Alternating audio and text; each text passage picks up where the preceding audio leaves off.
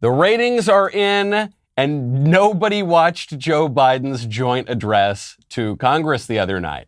It wasn't quite nobody. The ratings were not quite as low as the Oscar ratings, but they had almost the exact same decline year over year. So now that we have the numbers of the actual viewers, Biden's joint session drew 22.6 million viewers. That's across 7 major networks. That is a drop of 47% from the 43 million who tuned into President Trump's first speech to a joint session across those same networks.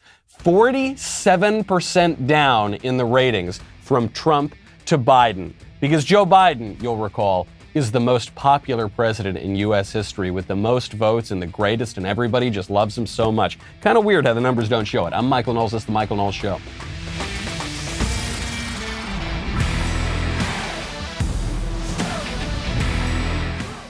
Welcome back to the show. My favorite comment yesterday is from Old Schooled, who says the one thing that the presidential address had going for it was that they had better actors than the Oscars did. That is not fair. That is not. Anthony Hopkins, one of the great living actors, he won the Academy Award, but he did have the good sense not to show up. So I suppose you're right. The comparisons between the Oscars and the joint session, very, very profound. And I think it gets to the acting, the theater that we're all seeing play out in front of us in terms of our government. and the difference between, as we talked about yesterday, the way the government really works and the way the government is supposed to look on paper. Pretty big gap between those two. When you want to keep a nice, strong gap between you and the outside world, Ring is the great way to deal with it. When I go on the road, I am so pleased that sweet little Elisa and cute little June can be safe and can know who is outside the front door before they open that front door. You gotta love Ring. With Ring, you can see and speak to whoever is at your doorstep, whether you are in the living room, whether you are at your office down the street, whether you are on a beach on the other side of the world. It's really easy to install. You can do it yourself. They've got a whole ring of security that you can install. It makes you feel like you're living in the future. This is why I like this as a housewarming gift to my friends, because, it's super cool and futuristic and not that expensive. So it's a great housewarming gift when you're the one buying it too, not just when you're the one receiving it. It's a terrific product. Do not wait. You can get a special offer on the Ring Welcome Kit at ring.com/Knowles, Knowles. This comes with Ring's Video Doorbell 3 and Chime Pro. That is the perfect way to start your Ring experience. Go to ring.com/Knowles, Knowles, ring.com/Knowles. The most popular president in U.S. history. I think he got 500 zillion votes, Joe Biden. People just love that guy. And that is why they don't tune in to watch him speak. That is why they don't seem to care what he's doing. That is why he doesn't even seem like an entity. He seems like the absence of an entity. Because the Democrats are so popular. That's why they've got to kick you off of the internet if you ever question any of their plans or any of their claims, because of how popular and in control they are. They're so popular. They're so in control of the narrative. They're so in control of the science that they need to force you to wear 17,000 masks. And if you don't, they're going to throw you off of your airplane, or they're going to throw you out of a business, or they're not going to let you travel, and they're not going to let you do anything because of how in control they are. And by the way, if you want to pass an election integrity bill in Georgia, they are going to pull all of their woke corporate money out, and then the Congress is going to try to steal the power to conduct elections from the states. Because of how popular they are. Right? In New York, we've just had the reapportionment of congressional districts. New York just lost a congressional seat. Because of how popular their policies are and how everyone's flocking to New York and flocking to California. Or is it the opposite? Is it that everyone is fleeing those places with their terrible governments and coming here? New York is a great place, just in terms of the location, the history of New York, greatest city, greatest state in the world. But I can't live there anymore. Many people can't live there anymore. People are leaving that place, going to other places. Same thing with California. Natural beauty cannot be matched in California. But people are fleeing California in droves and moving to places that maybe don't have quite the same natural beauty, but they've got freedom and normal people and the traditional American way of life. And that's what we want. New York lost its congressional seat by 89 people. You know, they do the census, they figure out how many people there are, then they apportion the congressional seats. They came up 89 people short. Bill McMorris at the Washington Free Beacon tweeted out an interesting observation about this.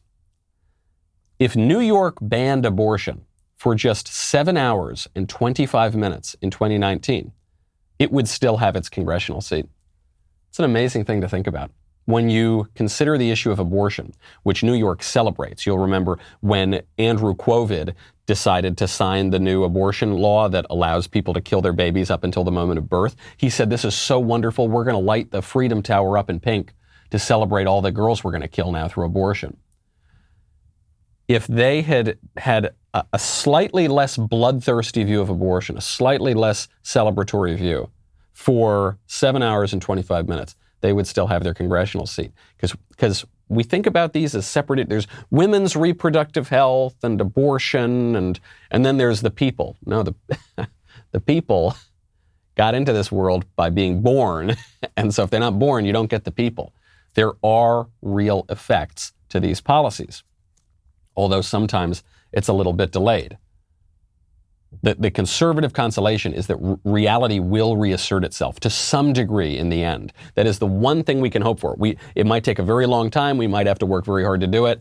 But eventually there is a reassertion of reality. You're seeing this now, even with the devout Catholic Joe Biden. Joe Biden positions himself as a devout Catholic. He fundamentally disagrees with the church's teaching and disobeys the church's teaching on very important matters, notably life, which, according to Pope St. John Paul II, is not just one issue among many. It's not like, well, look, I agree with the church on tax cuts, but I disagree with the church on abortion. And okay, I guess we'll take it or leave it. No, life is not one issue among many. It is the prerequisite for all of the other rights. Joe Biden fundamentally opposed with that. That is not permissible. That's why he was denied communion on the campaign trail a couple years ago. Now the U.S. Council of Catholic Bishops is considering holding Joe Biden to account, threatening to withhold the Eucharist. That is, to excommunicate him, prevent him from receiving communion. This is a very good thing. This is not simply a punishment to attack Joe Biden. This is an act of love. The church's teaching is that if you receive the Eucharist in a state of grave mortal sin, you are eating your own damnation. It is an act of love and compassion by the church, by the bishops, to withhold communion from Joe Biden until he gets his life in order and gets back in line. Sometimes the bishops go a little kooky. Sometimes the bishops don't do their job. Sometimes the bishops don't have a spine. I spoke to a priest once after I released my book, Reasons to Vote for Democrats. I'm sorry, I really got confused here because usually when I talk about my book, I mention my upcoming book, Speechless, Controlling Words, Controlling Minds. But now I'm referring to my previous book, Reasons to Vote for Democrats, A Comprehensive Guide. I showed that to a priest once. He said, oh, I think I might steal the idea and make my own book, The Wisdom of the U.S. Council of Catholic Bishops. But here in the end, the faith is impelling them to hold the line on life. Hopefully, we can pray that Joe Biden is held on that point. Because in other derivations, other churches and ecclesiastical communities that have broken away, you're not seeing that. There's a story out now that a Southern Baptist is criticizing a Methodist church because they've got a cross-dressing pastor. A cross-dress, that's a very strange thing. Because if you don't have that rock, if you don't have that grounding in reality, if you don't have that respect for objective truth, then you're going to fall away into very kooky things. And it's why you're seeing a discrepancy right now between what the American political regime is telling us about how they're supposed to behave and about the nature of the government and the way that things really are. Because they have explicitly, in their ideology, denied objective reality. The left, for decades and decades now, has talked about how all we need to do is construct narratives. Everything is words. And if we can redefine the words, we can redefine reality. What we're seeing is just peeking through. That's not quite true. Joe Biden, the most popular president ever. Well, how come no one pays attention to anything he says? Oh, the policies of the Democrats are so popular, everyone loves them. How come people are fleeing their states? Men really can be women. Well, how come so many people just don't think that's so? We've mentioned this issue, the gender issue, quite a lot on this show, because while it afflicts only a very small number of people as a psychological matter, though increasingly so because it's a social contagion, especially among younger people. But the reason that we talk about it is because the left is spending a lot of time and energy and money on this issue. And the reason they're doing that is because if they can redefine nature, if they can liberate themselves even from the bonds of nature, then there is no limit to their political project. And that has always been the point, is to totally revolutionize society. So now they're no longer even arguing that adults should be able to mutilate themselves to better accord with their delusions. They're now saying that we should do this to children as well. And when the Republicans have pushed back and said, no, we're not going to do that. Very popular laws pushed by Republicans to say, you can't castrate your kids. That's child abuse. We're not going to let you do it. Well, what is the left saying? If you don't permit that, then you are abusing children. You're killing children. Ellen Page, now goes by Elliot Page, this actress, says, the backlash right now is so intense, but the rhetoric coming from anti-trans activists and anti-LGBTQ activists, namely people who have two eyes and recognize that men are not women, it's devastating. These bills are going to be responsible for the death of children. It's that simple. Okay. I want to take this argument on head on because I think very often people will write in from the left and they'll say, you just don't understand this issue, Michael. You're straw manning this issue. Sure, men and women are different, but some people have this awful affliction, and if you don't indulge their fantasies, then you're killing them because they're going to be depressed and suicidal. What about anorexics? What about people who are dangerously thin but believe that they are fat? That's their truth. That's their self-perception. That's their identity. They're fat people trapped inside of thin people's bodies, right? And if we don't indulge their delusion, they're going to be very sad and depressed and upset. You're literally killing them if you don't allow them to destroy their bodies. What's the difference? They're both body dysmorphic disorders. This is actually what Paul McHugh, the doctor who helped to pioneer the transgender surgery at Johns Hopkins University, which was the institution that pioneered the gender ideology, this is what he concluded in the 70s. He said, the surgery doesn't really do anything to help people. It doesn't necessarily hurt, but it doesn't, as a psychological matter, it obviously hurts their physicality, but it doesn't help them, so he stopped doing it. You know who else was at Johns Hopkins University? Dr. John Money, a sick pervert who was totally bought in on gender identity theory and destroyed a young boy's life because he, as a little baby, mutilated the boy's genitals to make him look more like a girl and conducted heinous experiments on him. And both he and his brother developed horrible disorders and ultimately both killed themselves on the altar, sacrificed on the altar of this insane theory. I discuss this at great length, actually, in my upcoming book. What's it called? Speechless. Controlling Words, Controlling Minds. Available now for pre-order. Horrible, horrible things perpetrated in this name on a false sense of compassion.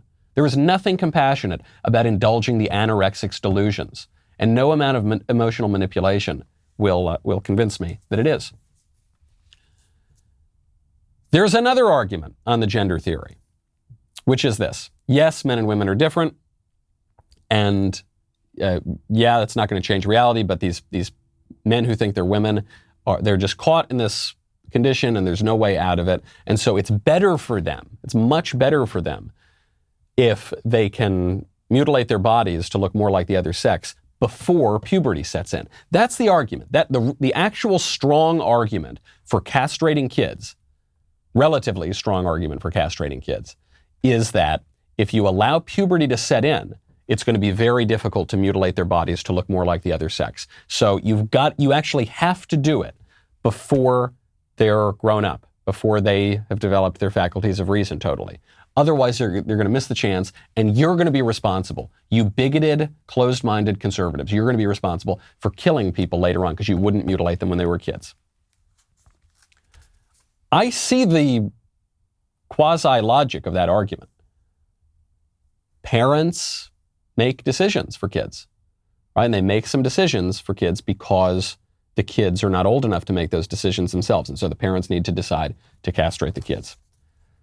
But we're not just talking about whether the kid is going to eat broccoli or Cheetos for dinner. We're not just talking about, is the kid going to learn violin or guitar? We're not just talking about, is he going to play football or baseball?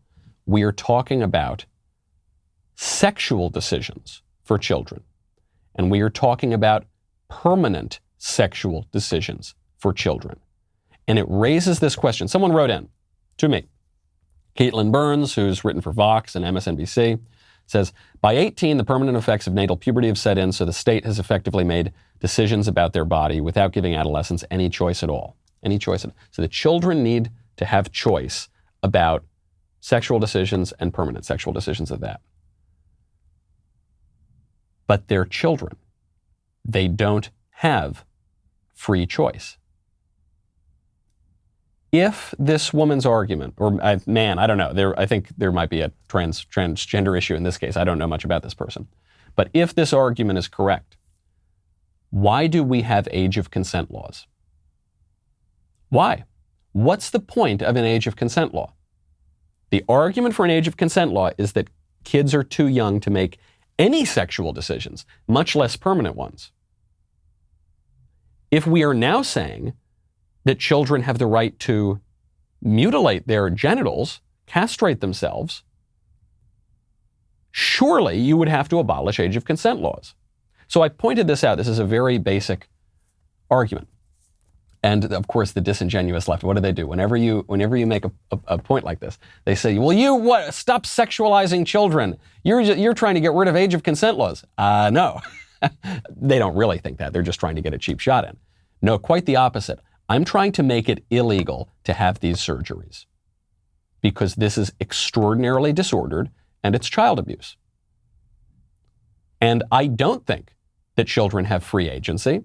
And I don't think that we should sexualize children in the way that the left has done in a systematic way for decades, beginning with the bizarre fantasies of Wilhelm Reich, moving on to the sick child sexual experiments of Dr. John Money, who was that doctor at Johns Hopkins who would have these two brothers simulate sex, strip, take photos of it, all in the name of some sort of perverted science. The sexualization of children that we saw in the early essays of Bernie Sanders in alternative newspapers in Vermont, who would talk about how we need children to become accustomed to their sexuality and experiment with one another. Seriously, it's in there. I mention it in my upcoming book, Speechless, Controlling Words, Controlling Minds, available now for pre-order. These are two totally different visions. And there's no compromise between those things, okay? And I think we're beginning to see, as the leftist narrative gets so insane that you've got left-wingers arguing for the total sexualization of children to make permanent sexual decisions. And the vast majority of people who look at that and say, man, whatever that is, I'm out. Whatever that is, I don't want it. You're seeing that break down now. How did we get this far? How on earth did the country get to the point that we are seriously having this debate? There is a Cuban refugee, he spoke at the GOP convention this past year, who has come out and he's said in a recent interview that the reason for this, and he doesn't want to sound hyperbolic, but he knows a thing or two about the subject, is that America has already swallowed communism's poison pill. Take a listen. As we just heard at your RNC convention, you had talked about how people in Cuba had swallowed the communist poison pill. Have Americans swallowed the communist poison pill? Not only they have swallowed it, they're digesting it. Listen to the media. They're no longer objective. You can tell how much they hate this country. Look at our academia. Our kids are not being, they're indoctrinated. They're taught that America is a bad country, that we're a bunch of racists, that we're bad people and we have to pay back. If this country was racist, I wouldn't be here. If this country was a racist country, most of us wouldn't be here because even some people in your family came from another country. So he's speaking just from this personal experience where he says, I've seen what's happened to my old country, and now I'm seeing what's happening here. There is a lot to be said for this. You know, the left always says, oh, whenever you talk about Marxism or communism, you crazy right-wingers, you're just conspiracy theorists, you got a tinfoil hat on. No, of course not. Marxism has long festered in this country in various places, in higher education, in our institutions. Whittaker Chambers, in that excellent book Witness, helped make Reagan into a conservative. He said that communism is the great alternative faith of mankind, which began in the Garden of Eden when the serpent said, ye shall be as gods. That is what when we're talking about upending the whole system, abolish the police, which is really just a euphemism for destroying the entire justice system, right? The police are the physical representations of the system of law and order and justice. So when you abolish the police, what you're really saying is abolish the whole system. And the left says the system is rotten to the core. The whole country was founded to preserve slavery. That's Nicole Hannah-Jones from the New York Times, the 1619 Project. So you got to get rid of the whole thing. But we can't just even liberate ourselves from politics and tradition and society in our country. We have to liberate ourselves from nature. And if a little boy wants to be a little girl, we have it in our power. We shall be as gods. We will chop up that kid's genitals to make him look like a girl. That's the actual argument being made by these people. And the persuasive aspect of that argument is that we have total agency. We want to be totally in control. We want to be totally free. Even a lot of right-wingers buy into that kind of idea. But it's based on a false anthropology. It's based on a false understanding of human nature, that we're born into this world primarily with rights and entitlement, rather than primarily with obligation and duty and gratitude for our forebears. It's based on the false anthropology that we own our bodies and we can do whatever we want. And true freedom is being able to mutilate yourself or take a bunch of drugs or pursue any sort of vice you want. The idea that true liberty is licentiousness, our founding fathers knew the opposite was true. But this poisonous idea has infected our institutions. Do not forget that the father of the New Left, one of the most famous Marxist philosophers in the last 100 years, worked for the CIA, or worked rather for the precursor to the CIA, the Office of Strategic Services. His name was Herbert Marcuse. Herbert Marcuse came to fame during the rise of critical theory in the Frankfurt School. Critical theory is a very simple theory. The theory is to criticize, but it followed from Marx's proclamation that we ought to pursue the ruthless criticism of all that exists. It's a brilliant academic theory because what it involves is opening up this fallen world, which is obviously rife to criticism, to this ruthless assault that ultimately can deconstruct society. Marcuse is the architect of political correctness in many ways. He wrote a very famous essay in the 60s called Repressive Tolerance, about how true tolerance means you got to shut down conservatives and censor them, and you've got to encourage left-wing voices. Marcuse, a revolutionary in society, and Marcuse worked for the precursor to the CIA. He worked for the federal government, not just during World War II, which makes some sense because we were teaming up with Joseph Stalin to fight the Nazis, but even after World War II. Whittaker Chambers details at length about how explicit communists who were doing work on behalf of the Soviet Union were working at very high levels of the State Department. Alger Hiss, most notably, one of the only politicians who actually believed Whittaker Chambers and went after Alger Hiss, Richard Nixon, and the left never forgave him for it. And the institutions would not allow him to remain in power for very long. Well, today we are seeing the effects of long festering poisonous ideologies at our government institutions, most notably the CIA. I woke up today and I saw that the CIA had tweeted something. Should the nation's most famous spy agency be tweeting in general? Probably not. But it got worse. It wasn't just that they sent out a tweet. It was what they tweeted.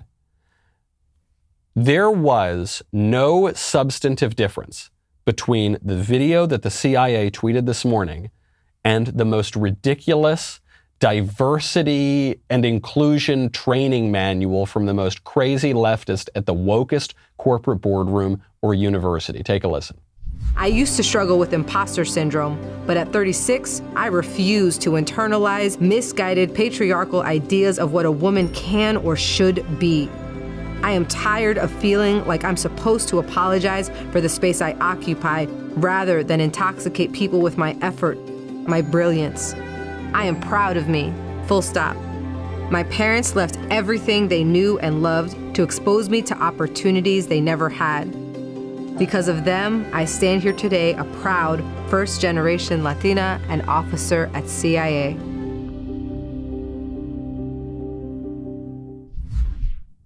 I'm so glad to hear that our spies are no longer suffering from imposter syndrome. That's good. Could you imagine if those spies felt like imposters? Oh no, that would be terrible for our espionage apparatus.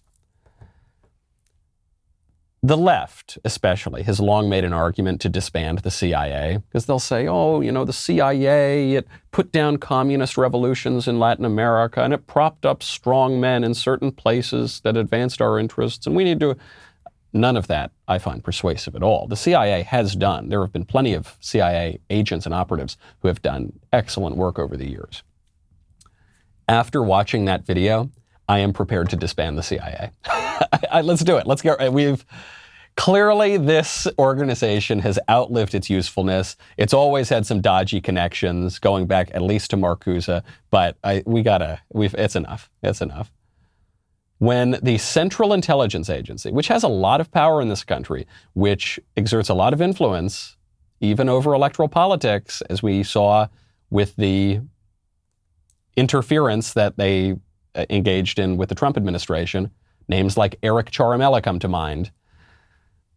The CIA has a lot of power. They've got a lot of power in the shadows, and they have now adopted, as they told us this morning, a very, very radical ideology, the ideology of radical liberation, the ideology that posits that there is such a thing as a patriarchy which needs to be overthrown, an ideology which posits that people ought to embrace pride, the queen of all vices, now considered the greatest virtue according to the left, the ideology that says that we must embrace our racial identity as the most important, and sexual identity as the most important aspects of who we are.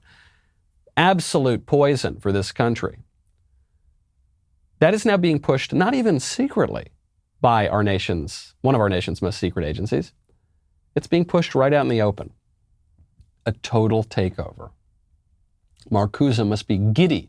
He must be dancing from the afterlife as he looks up at what is happening here at the CIA and in the United States. All of the institutions have been infected by this thing. There is a professor, video just leaked, professor at Cypress College in Southern California, berating a student during fake Zoom school because the student suggested that the cops are heroes.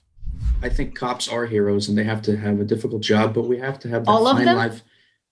Oh, I'd say a good majority of them. You have bad people in every business and every part. Yeah. Well, wait. Police officers have committed atrocious crimes and have gotten away with it and have never been convicted of any of it. And I say this as a person who has family members who are police officers. Yes, I understand. And this is what I believe. This is my opinion. And this is, not popular to say, but I do support our police, and we have bad people, and the people that do bad things should be brought to justice. I agree with that. But I think that, say it again. They haven't. Well, I agree with you on that point of they should, right? Okay, so what is your bottom line point? You're saying police officers should be revered, viewed as heroes. They belong on TV shows with children. I think they are heroes in a sense because they come to your need and they come and help you.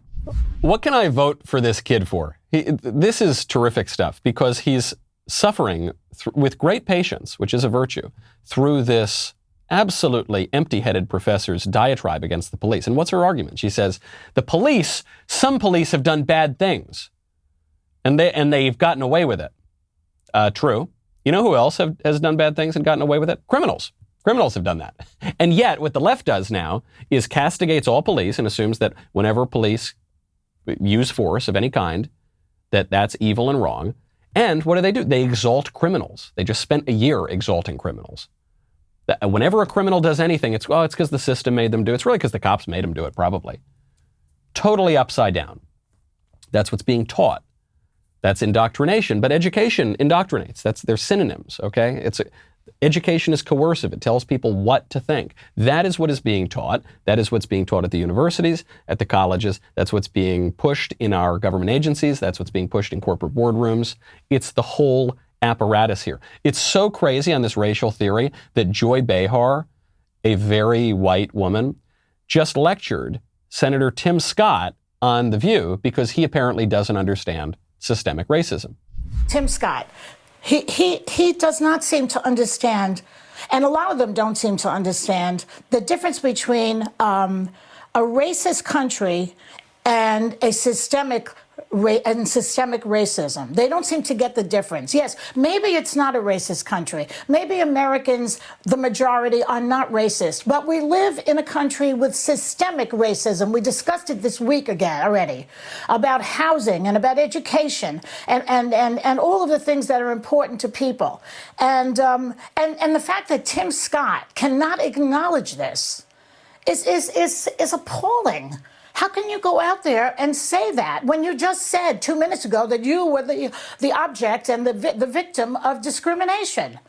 And then he says that this is not a racist country. At least acknowledge that there is systemic racism. That's what I wanted to hear from him, and he didn't say it.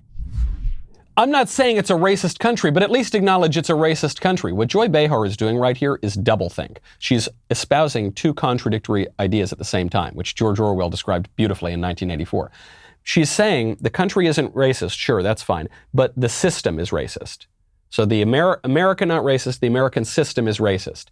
If the system is racist, then the thing is racist. Then the thing that the system describes is also racist. They're the same thing. It's like when the left says, there's a difference between sex and gender. Okay, what's the difference? Sex is biological and gender is socially constructed. Okay, well, if it's socially constructed and people have a disagreement between the two, let's just reconstruct that because it's all social. Well, no, it's got a biological basis. Okay, so gender's got a biological basis now. It sounds a lot like sex. And they say, wow, you just don't get it. You're not smart enough. No, I think the people who are thinking systematically about these things just recognize that you can't hold contradictory ideas at the same time and maintain your coherence. Before we get to the mailbag, which is going to be great, I have to commend Senator Ted Cruz, not just because I host a podcast with him. He had an excellent article in the Wall Street Journal. Your woke money is no good here.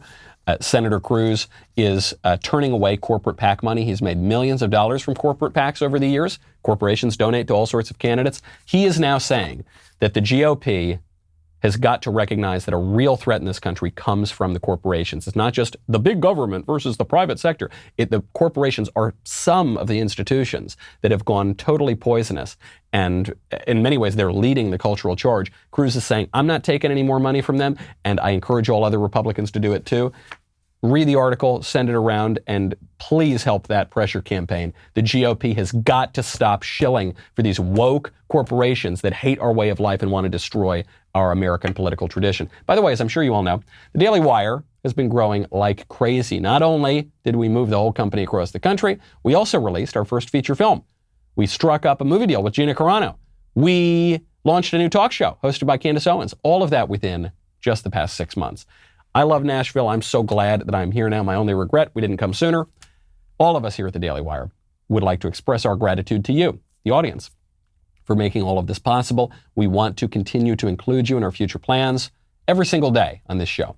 We talk about a lot of terrific products and services from sponsors that I love and use. We want to get to know you a little bit better so we can choose our sponsors with you in mind. So please head on over to dailywire.com/Knowles. Fill out my audience survey. Tell us a little more about yourself. To sweeten the whole deal, those of you that complete the survey will be entered to win a $1,000 gift card. Hold on, we got to pause it here. Can I enter to win this survey? Because Ben has told me that my check is in the mail for about 5 years now. So it'd be great if I could win that $1,000 survey. I'll check with the guys after the show. You can only take the survey once per Daily Wire show. So if you want to increase your chances of winning $1,000, go listen to Ben, Drew, Matt, get access to their surveys as well. Head on over my survey link, the best survey link by far, not even close, dailywire.com/Knowles. Also, get ready to stream the latest episode of Candace coming out tonight. Dave Rubin is going to be on the show. It's going to be a lot of fun. Head on over, Candace, at 9 p.m. Eastern, 8 p.m. Central at the Daily Wire. Save 25% with code Candace. We'll be right back with a lot more.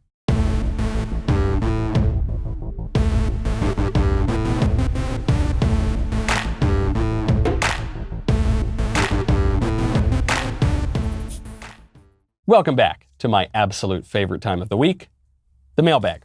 First question up from Eric. Good day, Michael. I have a relationship question for you. My girlfriend and I live together in Toronto, and she would like to go visit her grandparents. I have no problem with her doing this because I know what her family means to her, and I like her family as well. The issue is that her grandparents are COVID crazy, and they would make my girlfriend and I quarantine for 2 weeks, stopping us from exercising and picking up our own groceries. They even think we should double mask outside.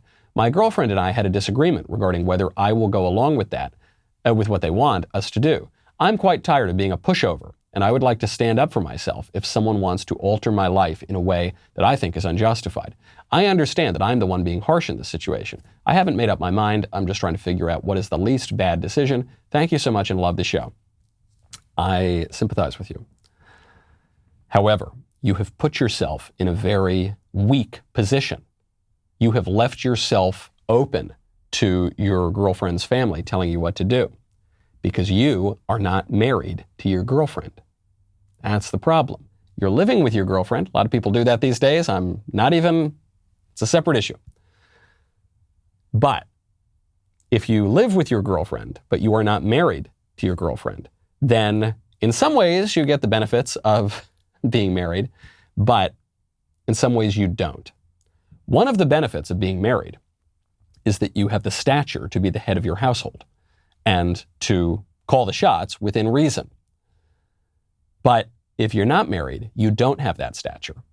And you don't have any credibility when you're trying to tell your wife's family that you're going to run your own family and you're going to, decide how best to react to these things.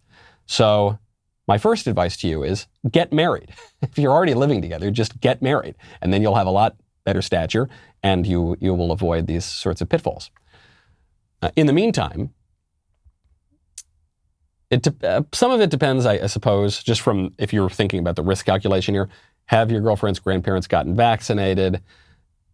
Have you guys gotten vaccinated? I'm with Joe Rogan on this. I'm not clamoring out to go get the vaccine if I'm a young, healthy person.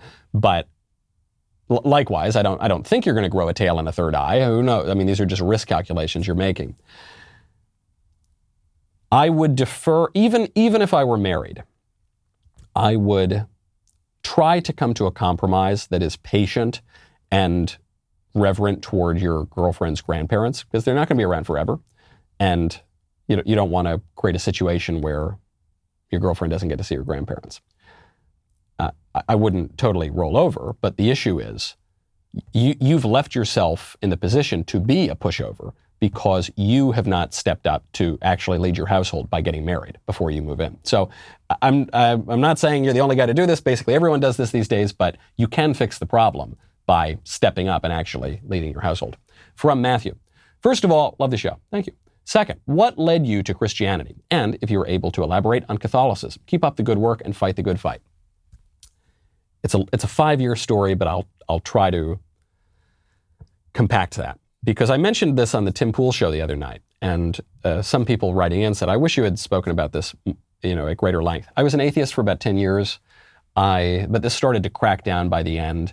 I was exposed to the arguments for the existence of God and the quasi-arguments against the existence of God. I actually don't think there really are arguments against the existence of God. I was first introduced to the ontological argument. I later encountered other arguments for the existence of God. They are persuasive. They simply are persuasive. We can go through those arguments. I mean, I would just recommend going through the ontological argument. I really get a kick out of. Some people don't find it convincing. The argument is basically God is the maximally great being by definition. It's better to exist than not to exist. Therefore, God must exist. It's more complicated and persuasive than that, but that's the gist of it. Some people don't find that persuasive. There are many other good arguments for God, notably the ones described by St. Thomas Aquinas. Arguments from cause, contingency, perfection. The arguments are just simply better than the arguments against God. The best one against God, I guess, is the problem of suffering and the problem of pain. It's known as theodicy. But suffering does not really make an argument one way or the other, right? Suffering is a fact of the world, but actually I think you can make a stronger argument for the existence of God through suffering than against the existence of God, and notably for Christianity, which involves incarnation and atonement. Okay, so there's the existence of God. What about Christianity? You've got to deal seriously with the person of Christ. And you can't just say, well, there are lots of different religions, kind of, but first of all, there are the non-theistic religions, Hinduism and Buddhism, but they don't really have a systematic theology, so that doesn't make quite as much sense. Then you've got the three major theistic religions, Judaism, Christianity, and Islam. Judaism rejects the person of Christ, so you've got to deal there with the person of Christ. Is Christ who he says he is?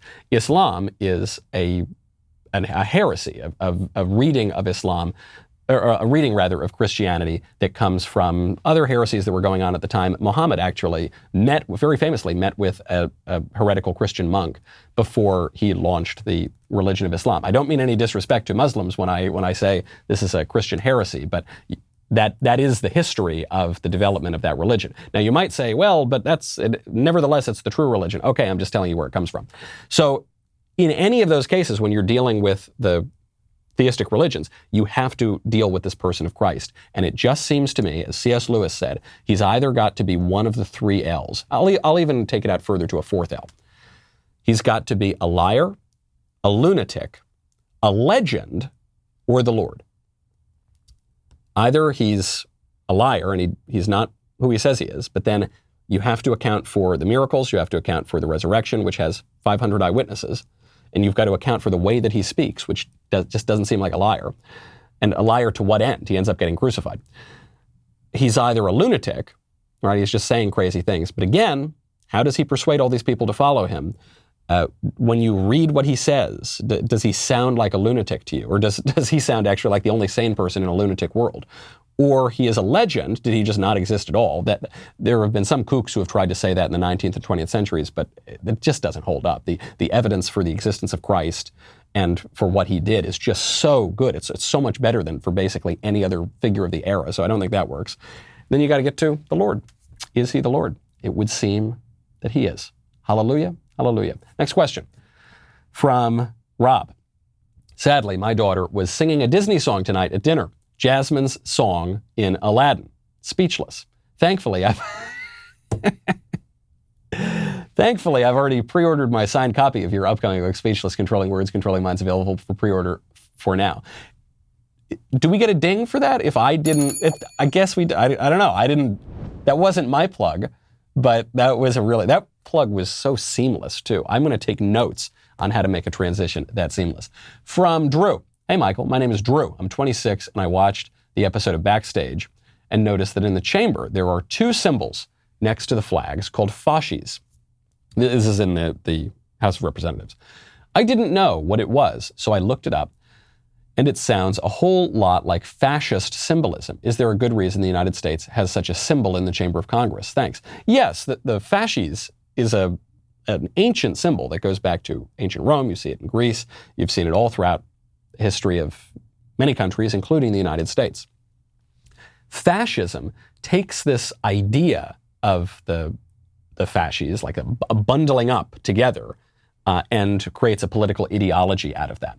But fascism is a modernist political ideology. This is why sometimes when people call me a fascist, I like to point out that I am far too reactionary for fascism. I am way more conservative than the fascists are, because fascism, it's difficult to pin down. George Orwell famously said that fascism now only has the meaning of something not desirable. Everyone calls everyone else a fascist. But there is an essay about fascism written by Benito Mussolini, the founder of it, the Italian dictator, and Giovanni Gentile, who is the philosopher who helped him write that essay. And what it basically boils down to is an atheist political ideology that worships the state. The state comes above all other things. And that's about as specific as you can get on what fascism is. So it takes this idea of the bundling up of everybody and just describes that as the state. In a way, sort of like what Joe Biden said the other day when he said, we the people are the government are the people. There's no distinction between the two things. But in America, we just don't believe that. We have a great separation of powers between the federal government, the state governments, the people themselves, and we also believe that government is circumscribed by God, which fascism would not recognize. So it's, like many ideologies, it takes some aspect of antiquity or some aspect of the tradition and blows it up out of proportion. Like Chesterton said, he says that most heresy is not the promotion of vice over virtue, it's the promotion of one virtue to the exclusion of all the others. From Paula. Michael, I never thought I would take issue with you on anything. However, I disagree with you on how we look at those with gender dysphoria. I completely agree, that we have only two sexes. But gender dysphoria is real, and those who suffer have to do what they have to do to get through life. Neither you or I can grasp what a person with gender dysphoria must be going through. On Caitlin, she does not believe she is a woman. You believe she's a woman, though, if you're going to call her she. She believes she needed to make her outside match her inside to continue to go forward. Read the Mayo write-up on gender dysphoria. This is not a perversion. This is a mental disorder. Keep up the good work. Thank you. Well, we're getting a little confused on our terms here. A perversion is just an aberration, an abnormality, a distortion. So if you say it's a gender disorder, not a perversion, you're using synonyms here. It is a perversion. And in this case, it pertains to sex, the nature of sex itself. And so it's a sexual perversion. But of course, people who have this rare psychological condition, perhaps they don't, some of them think that they are really the other sex, but perhaps some of them recognize, no, I know I'm not the other sex, but I just have this mental problem where I would very much would like to be. Blair White has made this point. Blair White is a famous transgender right-wing type person who was actually on my show in the early days. So sure, I understand that, and I recognize that it's very difficult, and I imagine that's a very difficult disorder to have. The question is, what you've hidden here is this line you say, she has to do what she has to do. What does that mean? That's one of those expressions like, it is what it is. Well, no, what is it? What does she have to do? What is she? Is she or is she he? I'll go back to the example I used earlier in the show. Anorexics, perhaps they know. Some of them think they're too fat. Perhaps some of them know they're not too fat, but they just have this disorder where they really don't want to eat because they want control, or they really want to be really, really thin, or they have this perversion or this disorder where they fetishize being very, very thin. And they have to do what they have to do. Right? No.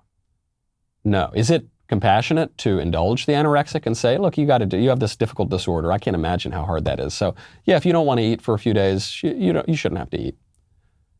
No, you should. You should because it is objectively wrong and disordered. And we should not encourage disorders. We should not subsidize disorders. We should not incentivize disorders.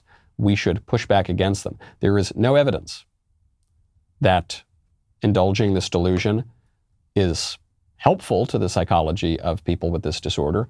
And even if there were, the indulgence of lies is not justified because it makes some people feel good some of the time, or it makes them feel some kind of pleasure some of the time.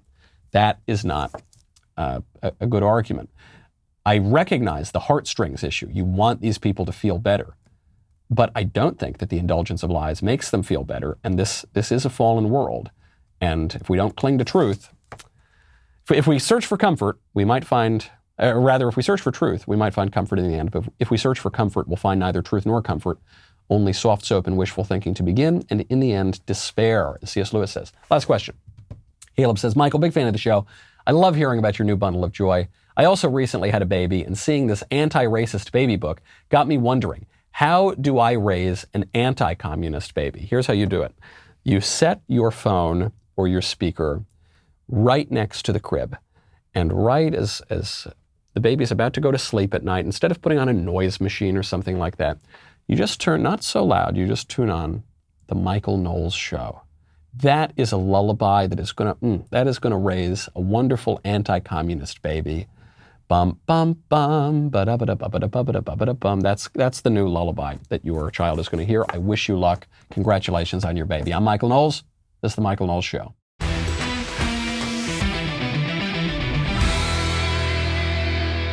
The Michael Knowles Show is produced by Ben Davies. Executive producer, Jeremy Boring. Our technical director is Austin Stevens. Supervising producers, Mathis Glover and Robert Sterling. Production manager, Pavel Vidovsky. Editor and associate producer, Danny D'Amico. Audio mixer, Mike Coromina. Hair and makeup by Nika Geneva. And production coordinator, McKenna Waters. The Michael Knowles Show is a Daily Wire production. Copyright Daily Wire 2021.